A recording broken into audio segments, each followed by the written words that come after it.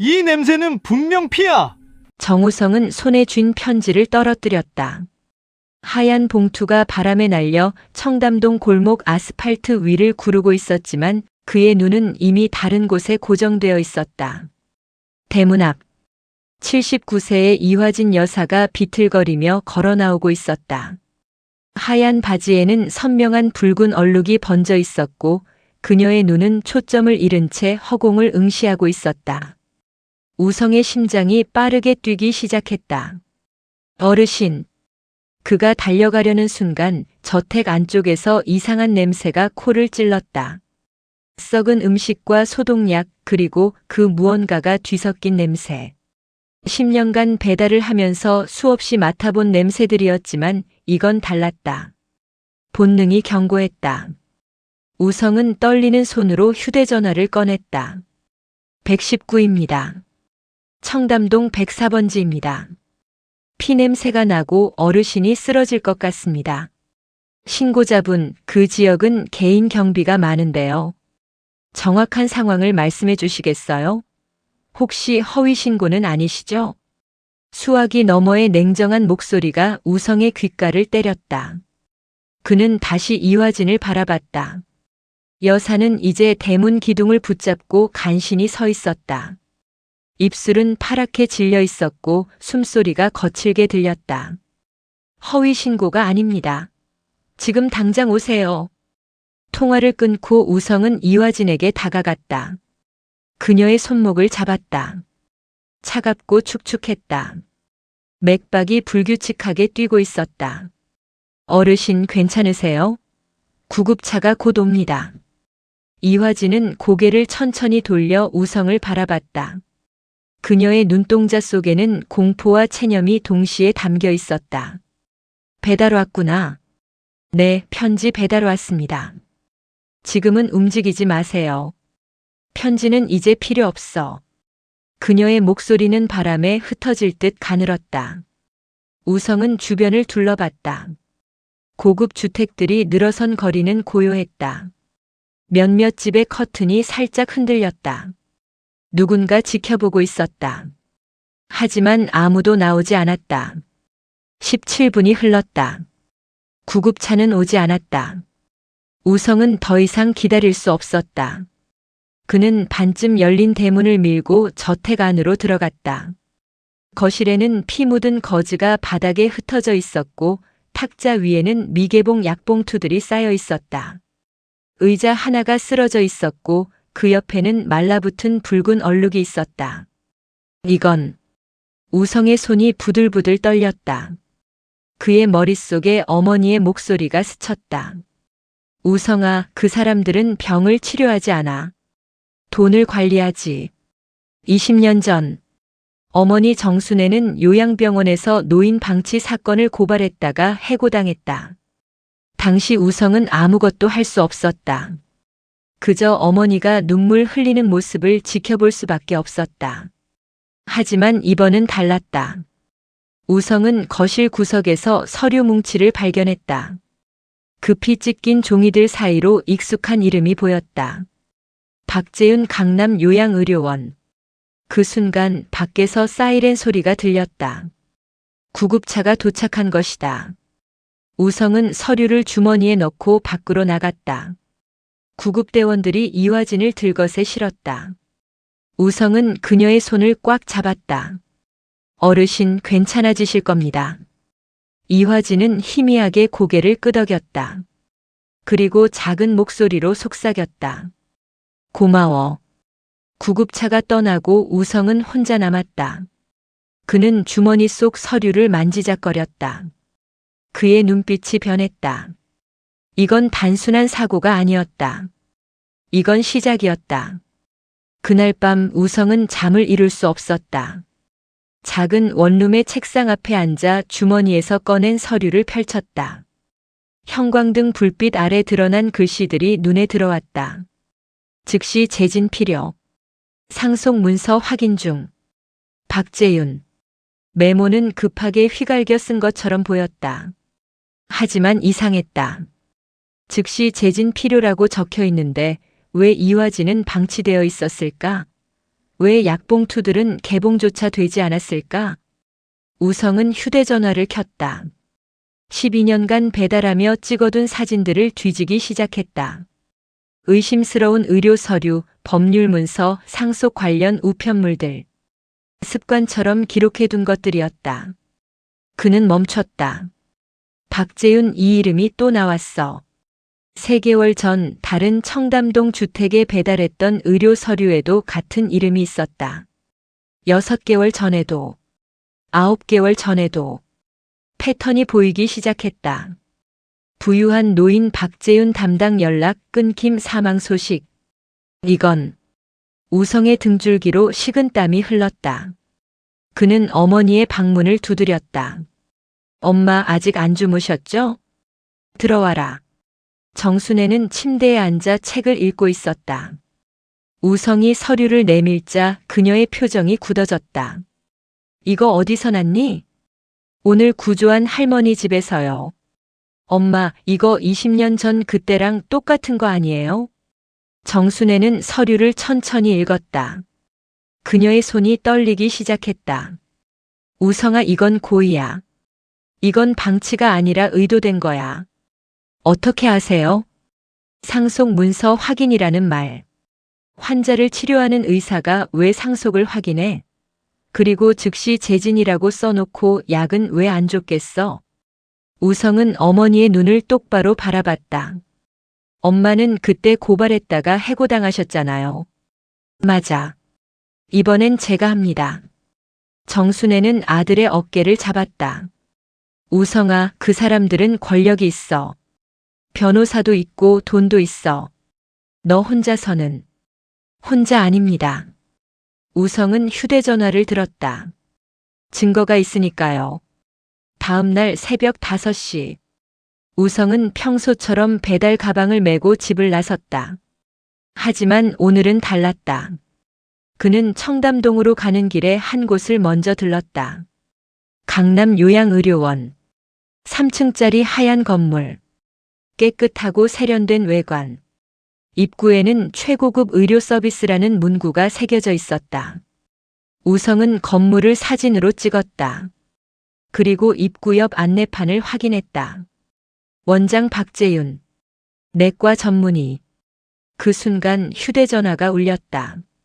번호를 확인하는 순간 우성의 심장이 쿵 내려앉았다. 발신자 박재윤. 어떻게 내 번호를? 우성은 떨리는 손으로 전화를 받았다. 정우성 씨 맞죠? 목소리는 차갑고 침착했다. 네, 그런데 누구신지. 여기 박재윤 원장인데요. 어제 이화진 여사 댁에 있었다죠?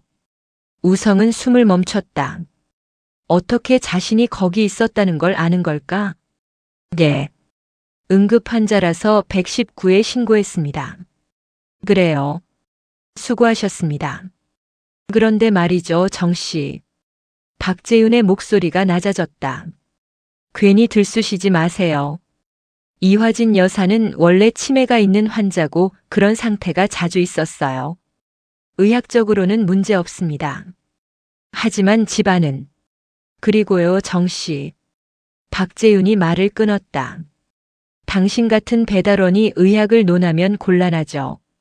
전문가의 영역이니까요. 알아들으셨죠? 우성의 손이 꽉 쥐어졌다. 전화기를 움켜쥔 손등에 핏줄이 붉어졌다.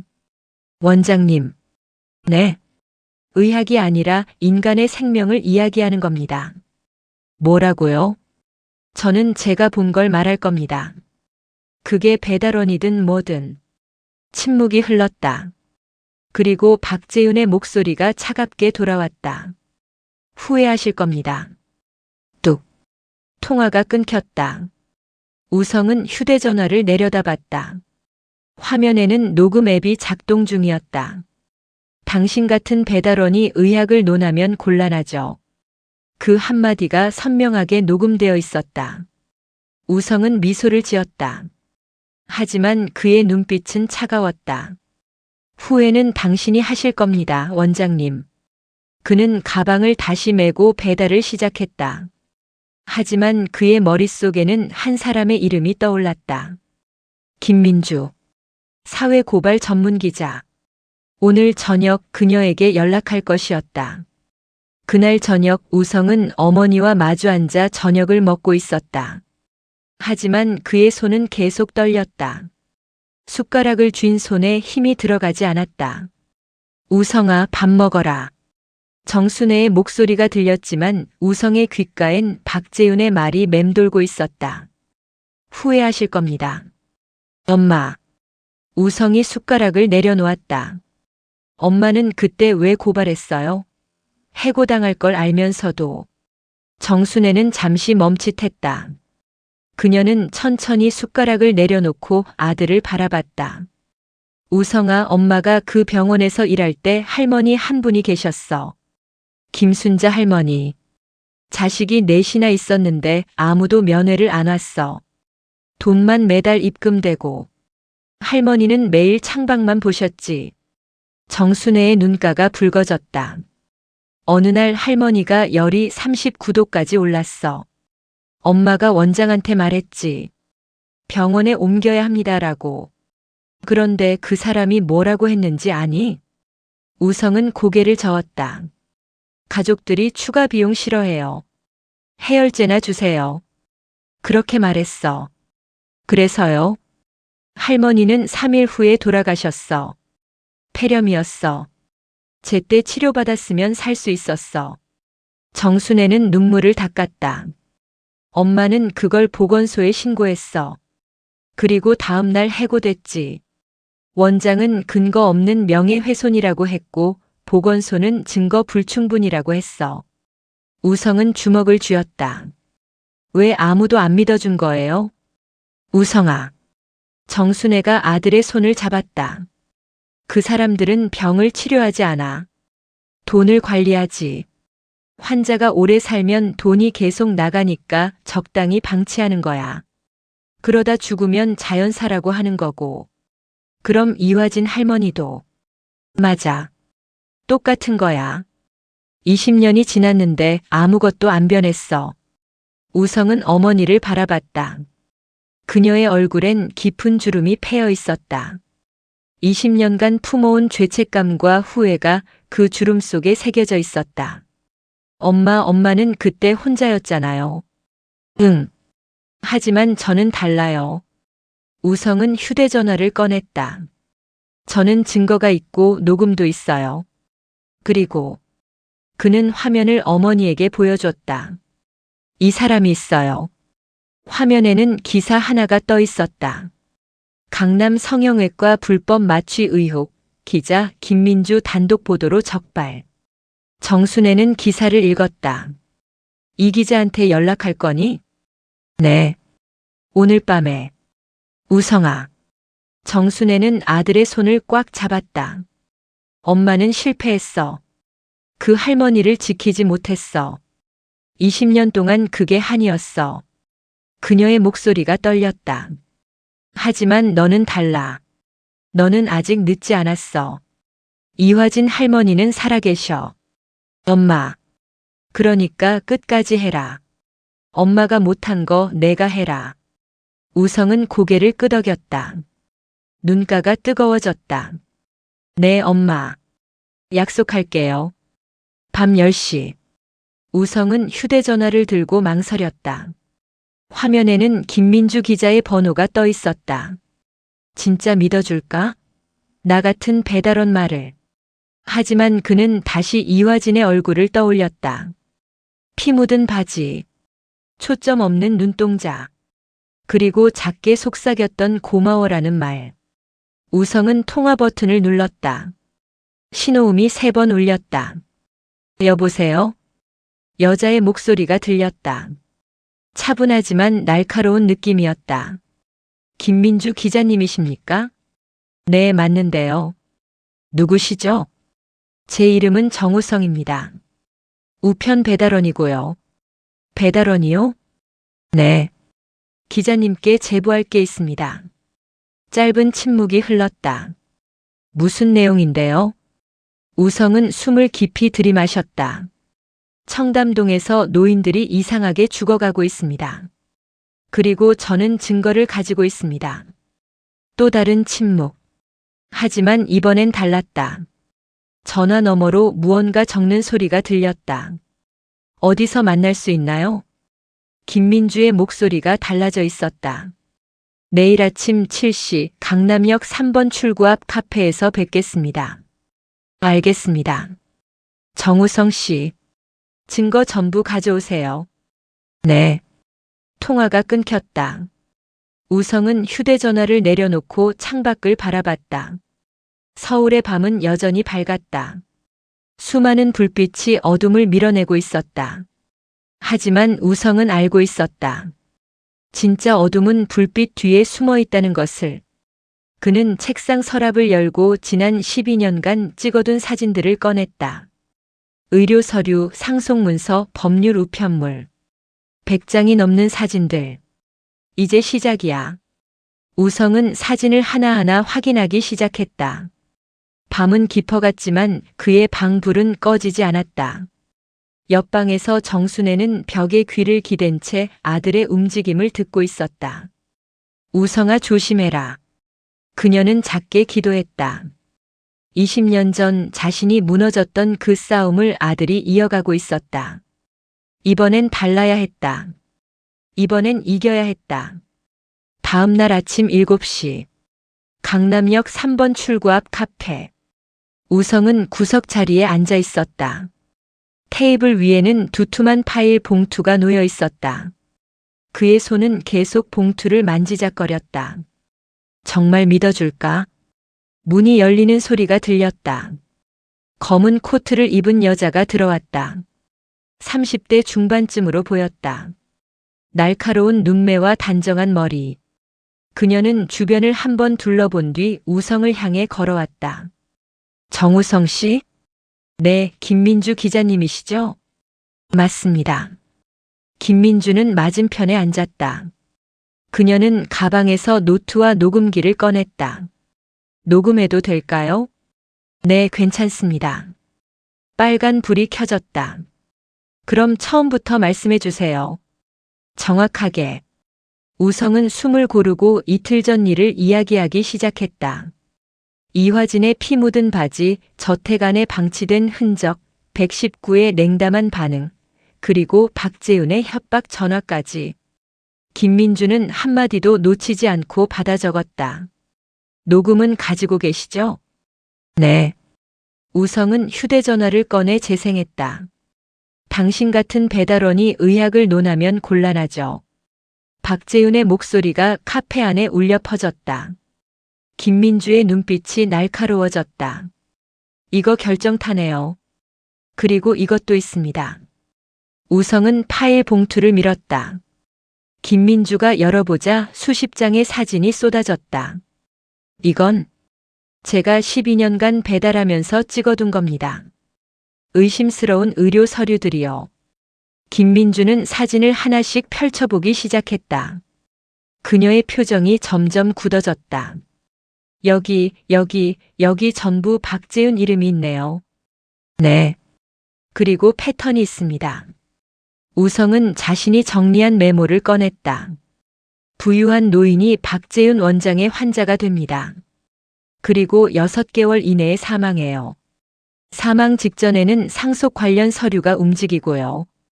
김민주는 메모를 읽으며 고개를 끄덕였다. 몇 건이나 됩니까?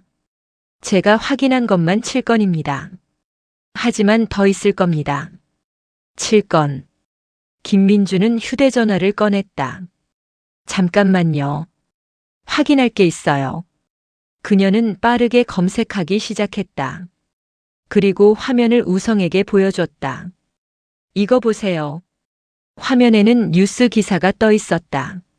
청담동 재벌가 박순희 여사 자택에서 사망 향년 81세. 이분도 박재윤 환자였나요? 우성은 사진을 뒤졌다. 그리고 한 장을 꺼냈다. 여기 있습니다. 작년 5월 박순희 여사 앞으로 온 진료 통지서. 발신인 박재윤. 김민주의 눈이 커졌다. 이건 연쇄적이네요. 네. 그래서 제보하는 겁니다. 김민주는 사진들을 다시 펼쳐놓고 하나하나 확인했다. 그녀의 손가락이 특정 서류 위에 멈췄다. 잠깐, 이건 뭐예요? 그녀가 가리킨 건 찢어진 서류 조각이었다. 급하게 찢긴 듯 모서리가 거칠었다. 이화진 할머니 집에서 발견한 겁니다. 김민주는 서류를 자세히 들여다봤다. 상속인 변경 동의서 그리고 여기 공증사무소 도장이 있네요. 그게 문제인가요? 당연하죠. 환자가 의식이 없거나 판단력이 흐릴 때 상속 서류를 바꾸는 건 명백한 불법입니다. 김민주는 서류를 사진으로 찍었다. 정우성 씨, 이거 엄청난 건데요. 이건 단순한 의료 방치가 아니에요. 그럼 뭔가요? 김민주는 우성을 똑바로 바라봤다. 조직적인 범죄예요. 의료 법률 공증이 연결된 완벽한 시스템이죠. 환자를 방치해서 판단력을 흐리게 만들고 그 틈에 상속 서류를 바꿔요. 그리고 환자가 죽으면 재산이 엉뚱한 곳으로 가는 거죠. 우성은 등줄기가 서늘해지는 걸 느꼈다. 그럼 이화진 할머니도. 맞아요. 지금 당장 막지 않으면 똑같이 당할 겁니다. 김민주는 녹음기를 끄고 우성에게 몸을 기울였다. 정우성 씨, 각오하셔야 해요. 이 사람들은 돈과 권력이 있어요. 변호사도 로비할 사람도 많죠. 우리가 이걸 폭로하면 엄청난 반격이 올 겁니다. 알고 있습니다. 그래도 하시겠어요? 우성은 고개를 끄덕였다. 제 어머니가 20년 전에 똑같은 싸움을 하다가 졌습니다. 하지만 이번엔 제가 합니다. 그리고 기자님이 계시니까요. 김민주는 잠시 우성을 바라봤다. 그의 눈에는 두려움이 있었다. 하지만 그보다 더 강한 결의가 있었다. 좋아요. 함께 합시다. 그녀는 손을 내밀었다. 우성도 손을 맞잡았다. 일단 이화진 여사부터 보호해야 해요. 지금 어디 계세요? 강남 병원 중환자실에 계십니다. 좋아요. 오늘 오후에 병원 가서 직접 인터뷰할게요. 그리고 우성 씨는 이 사진들 원본 전부 이메일로 보내주세요. 제가 분석팀한테 넘길게요. 네, 알겠습니다. 김민주는 가방을 챙기며 일어섰다. 정우성 씨. 네. 조심하세요. 이 사람들은 이미 당신이 움직이는 걸 알고 있을 겁니다. 우성은 고개를 끄덕였다. 두 사람은 카페를 나섰다. 아침 햇살이 강남 거리를 비추고 있었다. 하지만 우성의 가슴 속에는 먹구름이 드리워져 있었다. 이제 진짜 시작이다. 그는 휴대전화를 확인했다. 부재중 전화 3통. 전부 모르는 번호였다. 그리고 문자 1통. 마지막 경고다. 그만둬라. 우성은 문자를 보며 멈춰섰다. 강남역 사거리 한복판. 수많은 사람들이 그의 옆을 스쳐 지나갔다. 하지만 그는 움직일 수 없었다. 어떻게 내 번호를? 휴대전화가 다시 울렸다. 화면에 모르는 번호가 떴다. 우성은 숨을 깊이 들이마시고 전화를 받았다. 여보세요. 정우성 씨. 목소리는 차갑고 낮았다. 박재윤이었다. 어제 누구 만났죠? 우성의 심장이 쿵 내려앉았다. 그들은 자신을 감시하고 있었다. 제 사생활인데요. 김민주 기자. 사회고발 전문이죠. 강남역 카페에서 1시간 반 동안 뭘 얘기했나요? 우성은 주변을 둘러봤다. 혹시 지금도 누가 보고 있는 건 아닐까? 등줄기로 식은땀이 흘렀다. 원장님, 이건 불법 감시 아닙니까? 박재윤이 낮게 웃었다. 감시? 아니죠. 우연히 봤을 뿐이에요. 청담동은 좁거든요. 다들 서로 알아요. 정우성 씨, 당신 어머니 정순애 씨죠? 20년 전에 요양병원에서 일하셨던. 우성의 손이 떨렸다. 어머니를 왜 끌어들입니까? 끌어들이는 게 아니라 조언하는 거예요. 당신 어머니도 한때 정의감에 불타셨죠. 그래서 어떻게 됐나요? 해고당하고 명예훼손으로 고소까지 당했잖아요. 우성은 이를 악물었다. 그건 20년이 지났어도 달라진 게 없어요, 정 씨. 아니, 오히려 더 정교해졌죠. 우리는 변호사도 있고 판사도 알고 언론도 통제할 수 있어요. 그래서 협박하시는 겁니까? 협박이 아니라 현실을 말씀드리는 거예요. 박재윤의 목소리가 한층 낮아졌다. 당신은 배달원이에요. 월급 200만 원도 안 되죠? 어머니 병원비도 빠듯할 텐데. 괜히 들쑤셨다가 직장까지 잃으면 어떡하려고요? 제 직장이 무슨 상관입니까? 우체국도 공공기관이잖아요. 민원 몇 건만 들어가면 당신 평가에 빨간 줄 그어질 거예요. 그리고 이런 소문 나면 재취업도 힘들죠. 우성은 전화기를 쥔 손에 힘을 주었다. 손톱이 손바닥에 파고들었다. 원장님. 네. 제 어머니는 옳은 일을 하셨습니다. 그리고 저도 그럴 겁니다. 정 씨. 전화 끊겠습니다. 잠깐. 듣기나. 우성은 전화를 끊어버렸다. 손이 부들부들 떨렸다. 분노인지 두려움인지 알 수 없었다. 그는 다시 휴대전화를 들고 김민주에게 전화했다. 기자님, 박재윤한테 또 전화 왔어요. 뭐라고 하던가요? 저랑 제 어머니를 조사한 것 같아요. 20년 전 일까지 다 알고 있었어요. 김민주의 목소리가 단호해졌다. 예상했던 겁니다. 이 사람들은 철저해요. 하지만 그만큼 우리도 증거가 확실하다는 뜻이에요. 기자님, 솔직히 무섭습니다. 우성은 처음으로 자신의 감정을 드러냈다. 제가 이길 수 있을까요? 저는 그냥 배달원인데. 정우성 씨. 김민주의 목소리가 부드러워졌다. 당신은 그냥 배달원이 아니에요. 당신은 12년 동안 증거를 모았어요. 이화진 할머니를 구했어요. 그리고 지금 박재윤이 떨고 있는 이유가 뭔지 아세요? 당신이 두렵기 때문이에요. 돈도 권력도 없는 평범한 사람이 진실을 들고 나타났으니까요. 그게 제일 무서운 거예요. 우성은 눈물이 핑 돌았다. 기자님, 오늘 오후에 이화진 여사 인터뷰하고 연락드릴게요. 그때까지 조심하세요.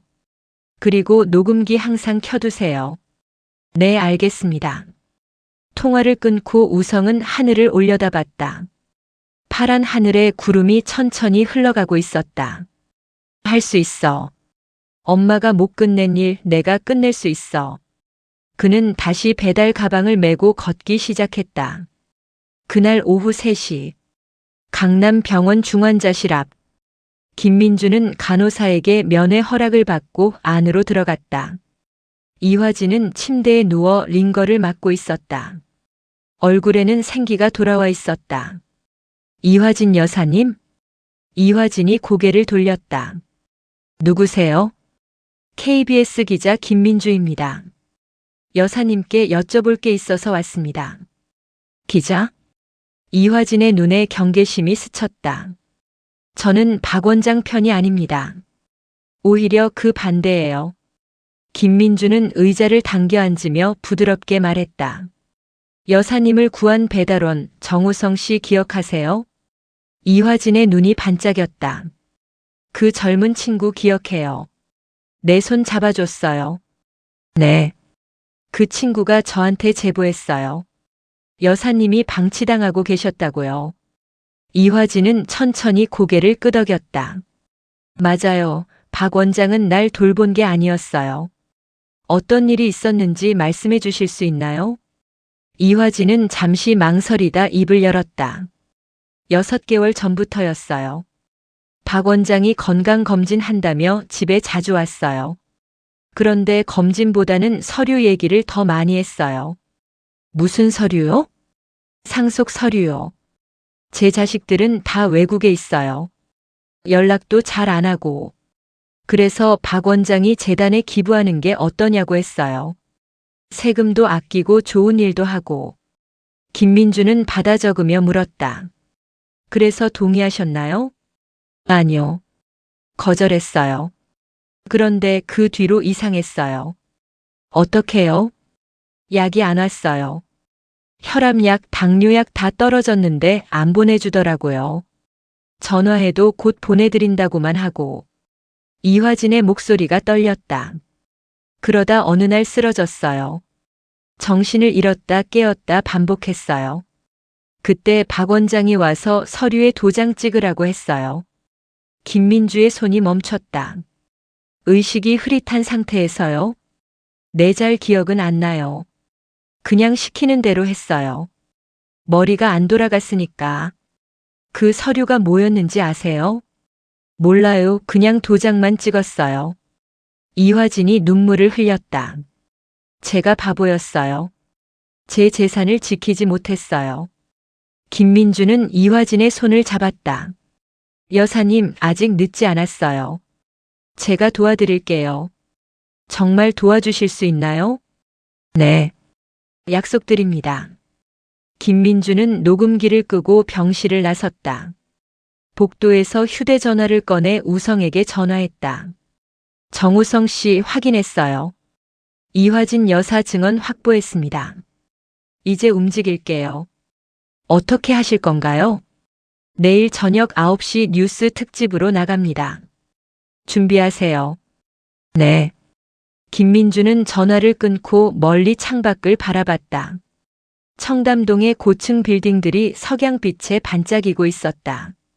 그날 밤 11시 KBS 사회부 취재팀 사무실. 김민주는 책상 앞에 앉아 모니터를 응시하고 있었다. 화면에는 정우성이 보내온 100여 장의 사진이 펼쳐져 있었다. 패턴이 완벽해. 그녀는 엑셀 시트를 열고 데이터를 정리하기 시작했다. 이름, 날짜, 담당 의사, 사망 시점, 상속 변경 여부. 7건의 케이스가 하나씩 표에 채워졌다. 전부 6개월 이내 그리고 상속 서류는 사망 2주 전에 변경됐어. 김민주는 펜을 돌리며 생각했다. 이건 우연이 아니야. 시스템이야. 옆자리 후배 기자 이준혁이 커피를 들고 다가왔다. 선배, 아직도 이래요? 벌써 10일씩 넘었는데. 준혁아, 이거 좀 봐. 김민주는 모니터를 가리켰다. 이게 뭔데요? 청담동 노인 의료 방치 사건. 그런데 단순 방치가 아니라 조직적 범죄야. 이준혁은 데이터를 훑어보다 눈을 크게 떴다. 진짜네요. 이거 패턴 완벽한데요? PD님한테 보고했어요? 아직. 내일 아침에 할 거야. 선배, 이거 엄청 큰 건데 혹시 위험하지 않아요? 김민주는 잠시 멈칫했다. 그녀는 5년 전 일을 떠올렸다. 대형 병원 불법 리베이트 사건을 취재하다 소송을 당했던 일. 3년간 법정 싸움 끝에 승소했지만 그 시간은 지옥 같았다. 위험하지. 김민주는 담담히 말했다. 하지만 누군가는 해야 해. 안 그러면 이 할머니들은 계속 죽어갈 거야. 이준혁은 고개를 끄덕였다. 도울 게 있으면 말씀하세요. 고마워. 일단 공증사무소 쪽 자료 좀 찾아봐. 이 상속 서류들 어디서 공증받았는지. 알겠습니다. 이준혁이 자리로 돌아가고 김민주는 다시 화면을 바라봤다. 그녀의 휴대전화가 울렸다. 모르는 번호였다. 이 시간에 전화를 받자 낯익은 목소리가 들렸다. 김민주 기자님? 네, 누구시죠? 강남중앙법률사무소 변호사 한지훈입니다. 김민주의 표정이 굳었다. 강남중앙법률사무소. 재벌과 의료계를 대리하는 대형 로펌이었다. 이 시간에 무슨 일이시죠? 박재윤 원장님 건으로 전화드렸습니다. 계속하세요. 기자님께서 최근 박재윤 원장에 대해 취재하고 계신다고 들었습니다. 어떻게 아셨죠? 그건 중요하지 않습니다. 중요한 건 기자님이 잘못된 정보를 가지고 계신다는 겁니다. 김민주는 녹음 앱을 켰다. 잘못된 정보라뇨? 박 원장은 30년간 노인 의료에 헌신해온 분입니다. 일부 오해가 있을 수 있지만 범죄와는 전혀 무관합니다.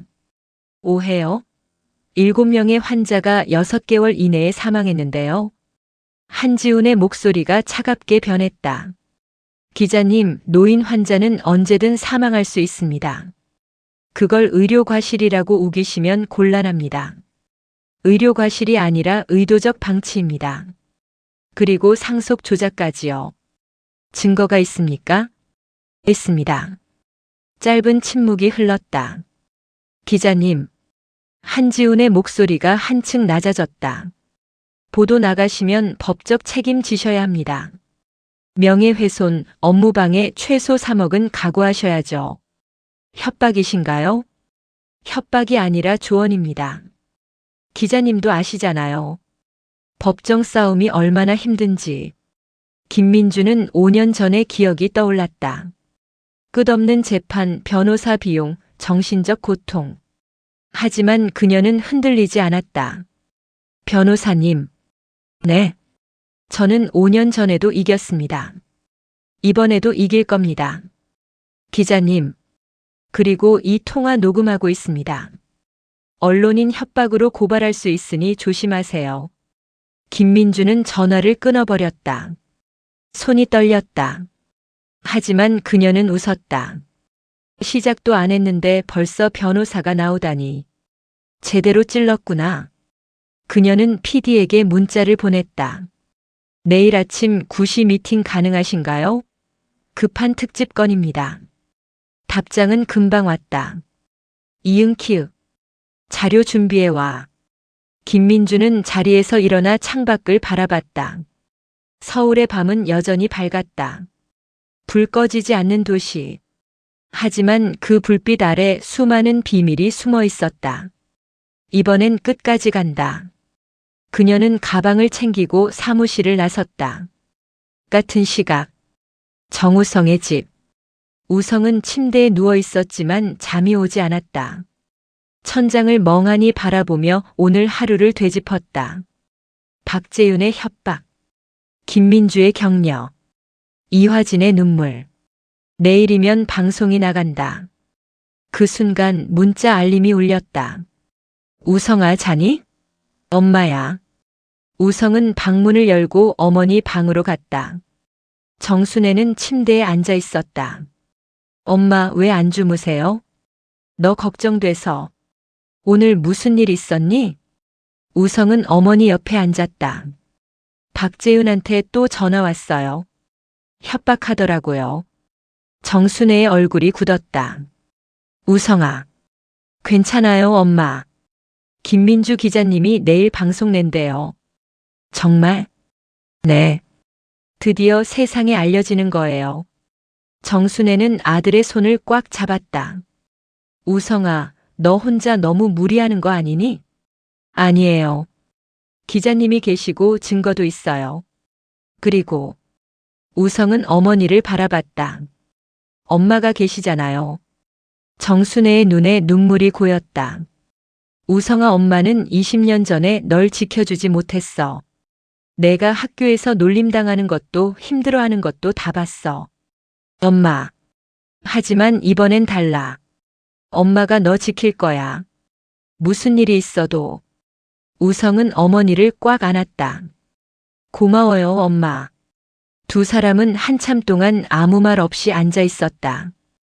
밤은 깊어갔지만 그들의 마음속엔 내일을 향한 빛이 타오르고 있었다.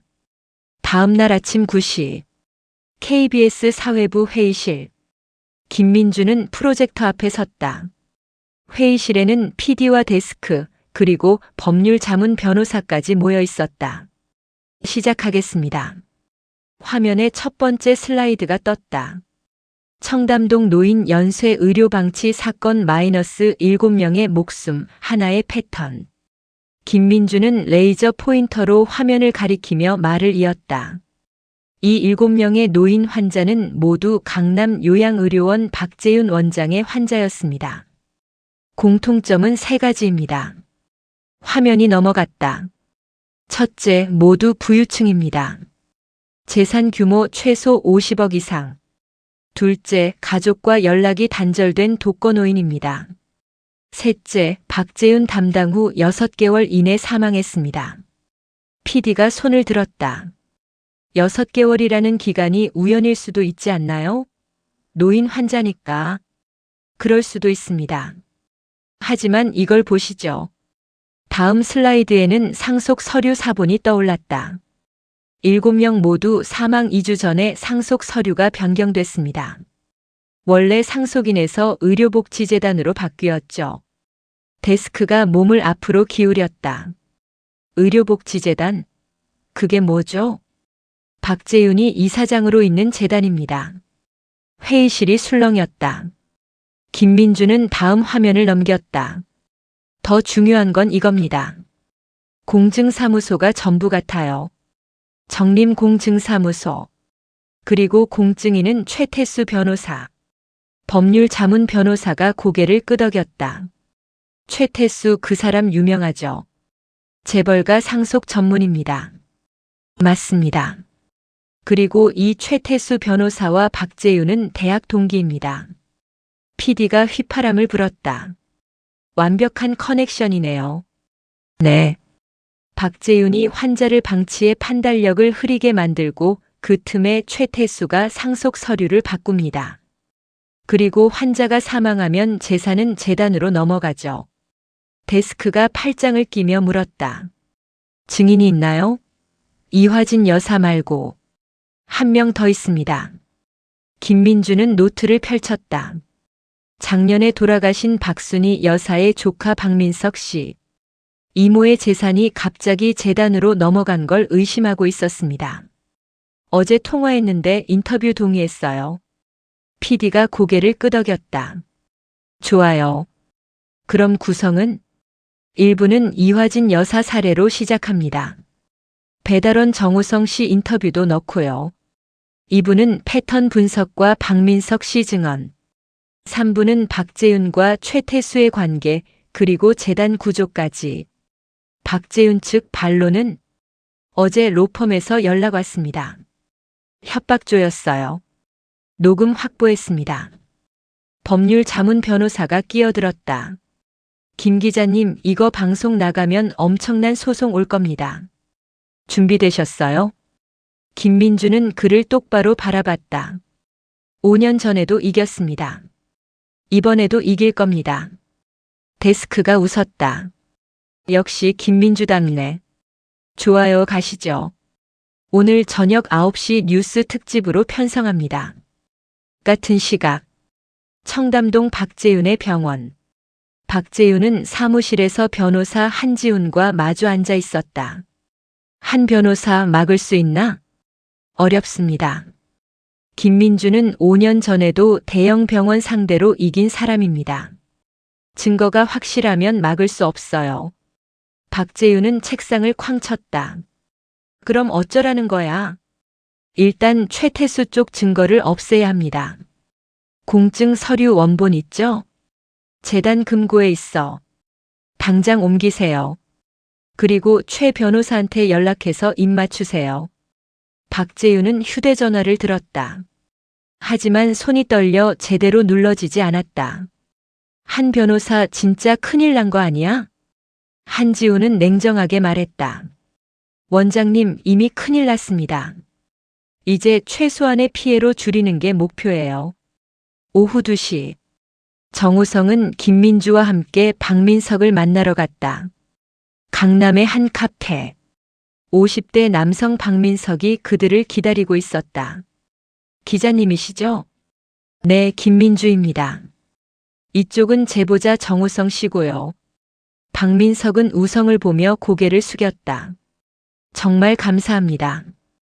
제 이모 일 알아봐 주셔서. 아닙니다. 당연한 일을 한 거예요. 세 사람이 자리에 앉자 김민주가 녹음기를 켰다.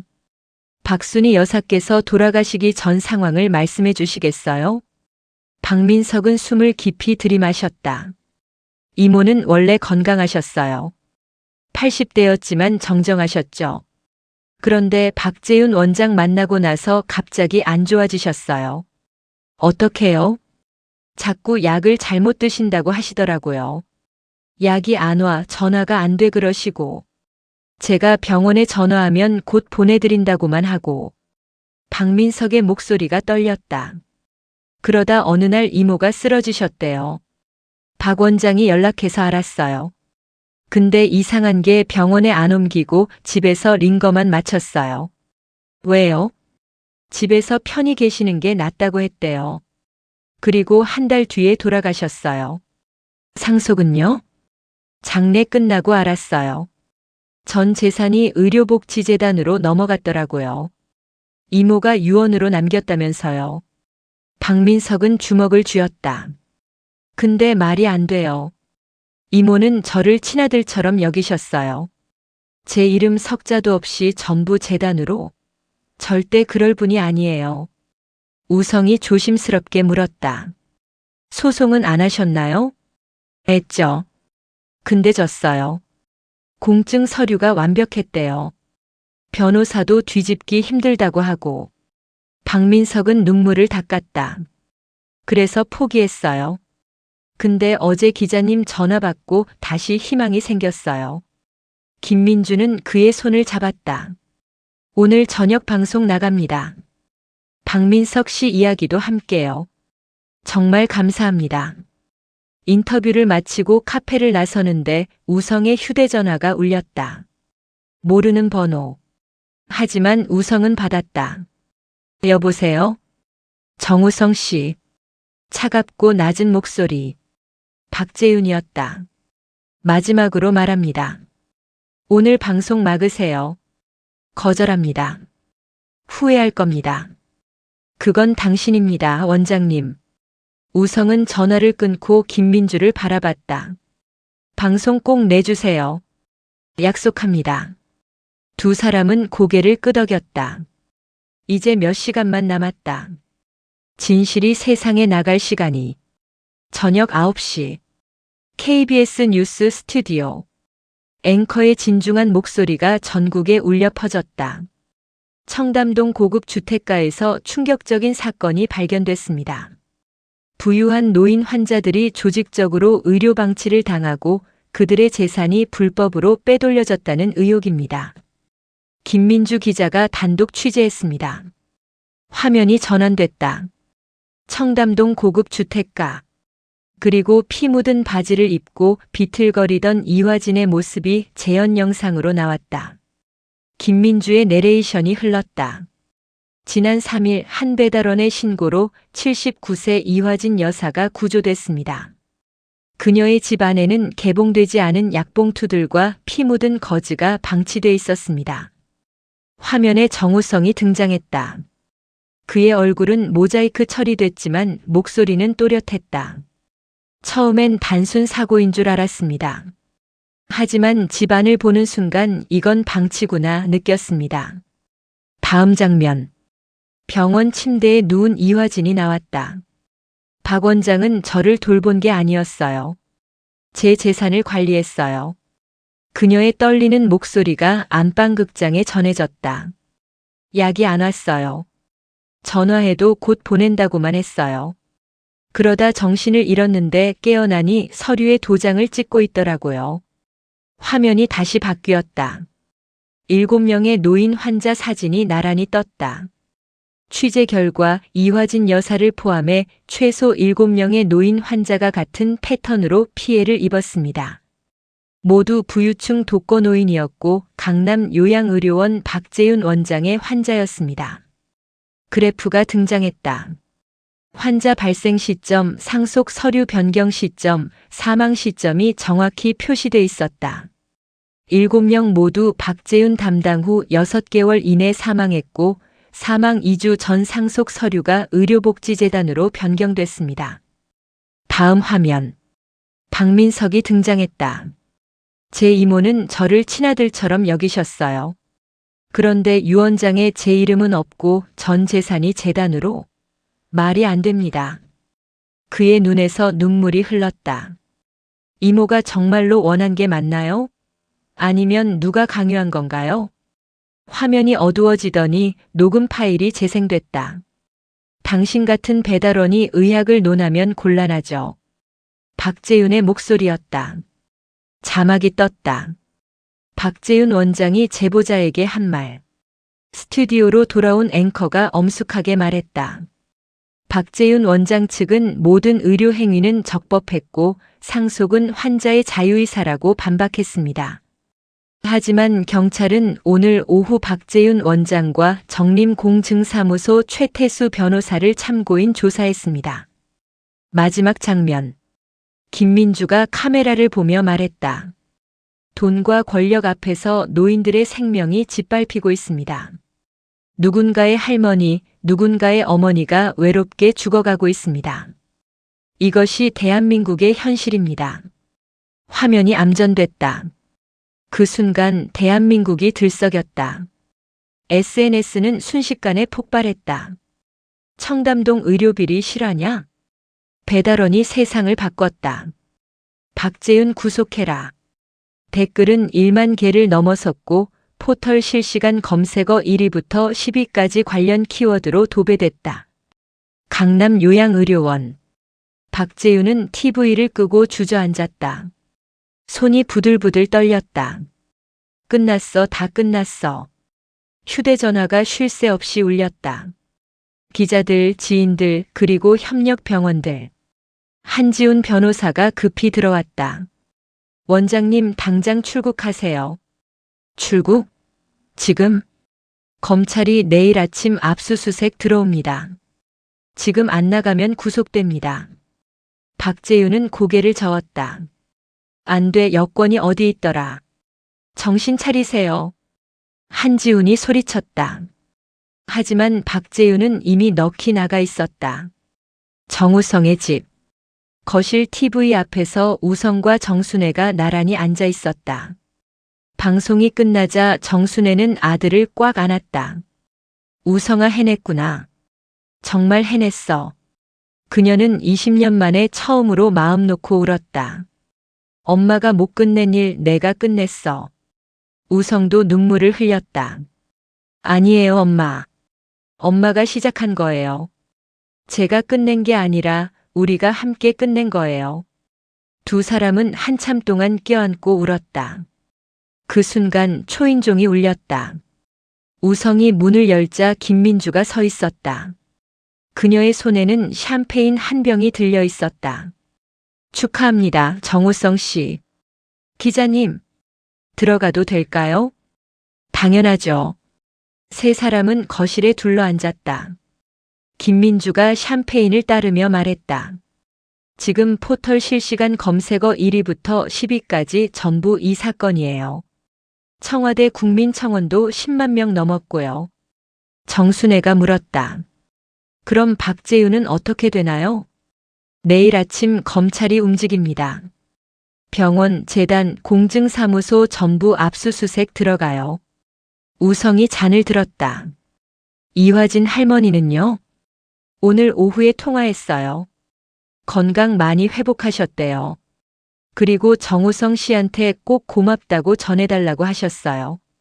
우성은 미소 지었다. 다행이다. 김민주가 잔을 들어 올렸다. 정의를 위해. 정순애와 우성도 잔을 들었다. 정의를 위해. 세 잔이 부딪히는 소리가 작은 거실에 울려 퍼졌다. 그날 밤 서울의 모든 뉴스는 같은 이야기를 했다. 평범한 배달원 한 명이 대한민국 의료비리를 무너뜨렸다. 청담동의 화려한 불빛은 여전했지만 그 빛 아래 숨어있던 어둠은 이제 세상에 드러났다. 정의는 늦을 수 있지만 결코 사라지지 않는다는 것을. 평범한 사람의 용기가 세상을 바꿀 수 있다는 것을. 정우성은 그날 밤 처음으로 마음 편히 잠들 수 있었다. 다음 날 아침 7시. 강남 요양의료원. 검찰 수사관 20여 명이 병원을 에워쌌다. 압수수색 영장을 든 검사가 앞장서 들어갔다. 박재윤 원장 계십니까? 간호사들은 얼어붙은 채 서로를 바라봤다. 어제 퇴근하신 후로 안 오셨는데요. 연락 안 됩니까? 전화를 받지 않으세요. 검사는 고개를 끄덕이고 수사관들에게 지시했다. 병원 전체 압수수색 시작. 의료기록, 환자 명단, 재무 서류 전부 확보하세요. 수사관들이 각 층으로 흩어졌다. 원장실 문이 열렸다. 책상 위에는 찢어진 서류들이 어지럽게 널려 있었다. 금고는 열린 채로 비어 있었다. 도주 준비한 것 같습니다. 공항에 연락해. 출국 금지 긴급 요청. 같은 시각. 인천국제공항 출국장. 박재윤은 모자를 깊이 눌러 쓴 채 줄을 서 있었다. 손에는 싱가포르행 티켓이 쥐어져 있었다. 일단 나가면 돼. 일단 나가기만 하면. 그의 차례가 됐다. 출국 심사대 직원이 여권을 받았다. 잠시만요. 직원이 컴퓨터를 확인하더니 전화를 들었다. 박재윤의 심장이 쿵 내려앉았다. 박재윤 씨 맞으시죠? 네네. 출국 금지 대상자로 등록돼 있습니다. 저쪽으로 가주시겠습니까? 순식간에 공항경찰이 다가왔다. 박재윤 씨 동행하시죠? 박재윤은 주저앉았다. 주변 사람들이 수군거렸다. 저 사람 TV에 나온 그 의사 아냐? 맞네, 청담동 사건.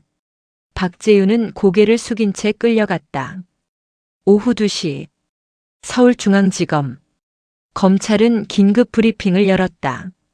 박재윤, 최태수 2명을 사기, 업무상횡령, 문서 위조 혐의로 구속영장 신청했습니다. 기자들의 플래시가 터졌다. 추가 피해자는 몇 명입니까? 현재 확인된 것만 12건입니다. 피해 규모는 약 300억 원으로 추정됩니다. 12건이요? 네. 방송 이후 제보가 쏟아지고 있습니다. 더 늘어날 가능성이 큽니다. 김민주가 손을 들었다. 의료복지재단도 수사합니까? 당연합니다. 재단 이사진 전원 조사 중이고 재산 동결 명령도 신청했습니다. 판사와 공증인도 연루됐다는데요.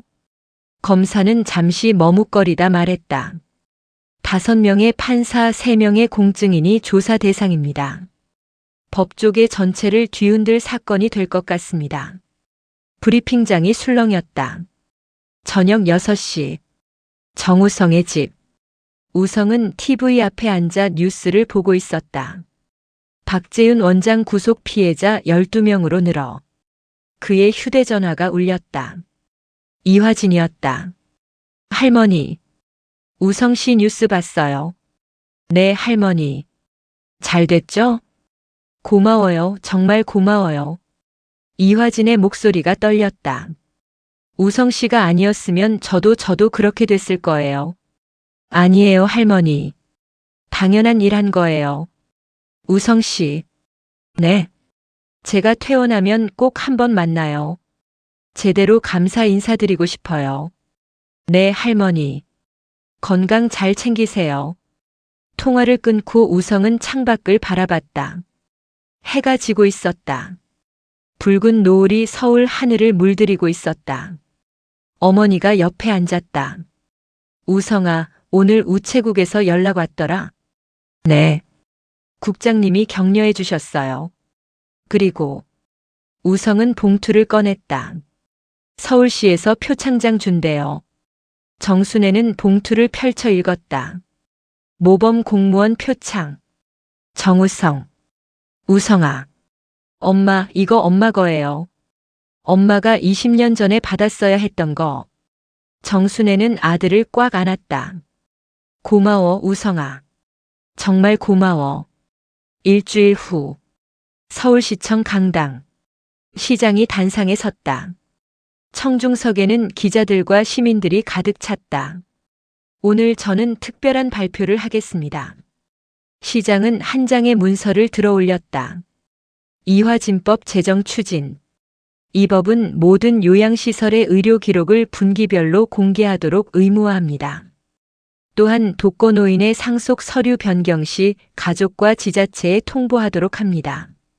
박수가 터져 나왔다. 그리고 이 법의 이름은 피해자 이화진 여사의 이름을 따서 이화진법으로 명명하겠습니다. 청중석에서 이화진이 눈물을 닦았다.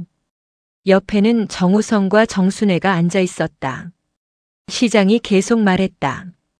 또한 이 사건의 제보자이자 영웅인 정우성 씨를 서울시 노인보호정책자문위원으로 위촉합니다. 우성은 깜짝 놀라 어머니를 바라봤다. 엄마, 가거라. 내 자리야.